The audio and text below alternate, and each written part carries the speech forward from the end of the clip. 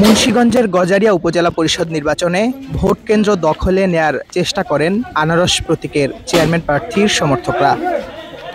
এ সময় বাধা দিলে পুলিশের গাড়ি ভাঙচুর ও হামলার ঘটনা ঘটান তারা। পুলিশকে লক্ষ্য করে ছোড়া হয় ইট, পাটকেল ও হাত বোমা। এতে সাদ্দাম ও সোহাগ নামের নির্বাচনে দায়িত্বরত 2 পুলিশ সদস্য আহত হন। সন্দেহভাজন হিসেবে আটক করা হয় 4 জনকে। পরে পরিস্থিতি নিয়ন্ত্রণে আনতে কয়েক রাউন্ড রাবার বুলেট ও সাউন্ড গ্রেনেড ছোড়ে পুলিশ। বুধবার বিকাল 3:30টার দিকে হোসেন্দি ইউনিয়নের হোসেন্দি বহুমুখী উচ্চ বিদ্যালয় কেন্দ্রের সামনে এসব ঘটনা ঘটে। কেন্দ্র দখলের চেষ্টা করায় প্রতিরোধ করা হয় বলে জানান হোসেন্দি, বালুয়াকান্দি ও গজারিয়া ইউনিয়নের দায়িত্বে থাকা শ্রীনগর সার্কেলের অতিরিক্ত পুলিশ সুপার তোফায়েল হোসেন সরকার।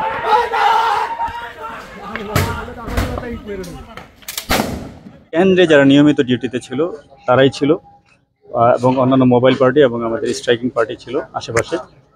তো আমরা এখানে যে কেন্দ্রের দায়িত্বে ছিলেন সে আমাকে, কেন্দ্র ইনচার্জ আমাকে ফোন করলো যে এখানে বহিরাগত কিছু লোকজন কেন্দ্রের ভিতরে প্রবেশ করেছে। তা আমাদের উপস্থিতি দেখে যে কয়জন ঢুকেছিল তারা চলে যায়, পালিয়ে যায়। তো এরপরে আমি এসে পরিস্থিতি এলাকায় যে ছিল, আমার পরিস্থিতি টোটাল স্বাভাবিক হয়ে যায় এবং পরিস্থিতি পুরো নিয়ন্ত্রণে। তো এই অবস্থায় আমাদের অতিরিক্ত পুলিশ সুপার ক্রাইম স্যার আসেন কেন্দ্র ভিজিট করতে। সে পরিস্থিতি স্বাভাবিক দেখে আবার সে সিঙ্গেল তার ভেহিকেল নিয়ে মুভ করে। তো কেন্দ্রের বাইরে বেশ কিছু উৎসুক জনতা, এলাকাবাসী কেন্দ্রের আশেপাশে ছিলেন। তো স্যারের গাড়ি নিয়ে যখন মুভ করে তখন স্যারের গাড়িকে সরাসরি তারা অ্যাটাক করে, সরকারি গাড়ি।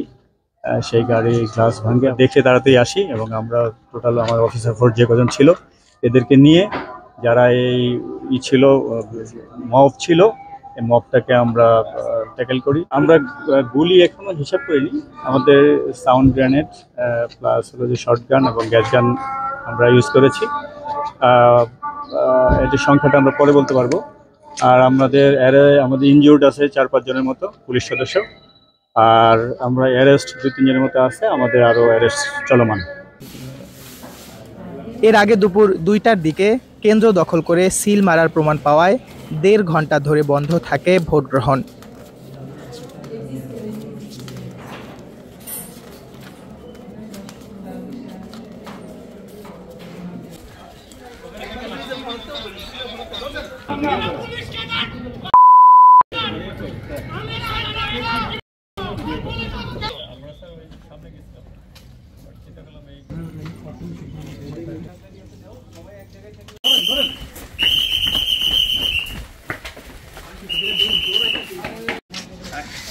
শিহাব আহমেদ, আমার বিক্রমপুর।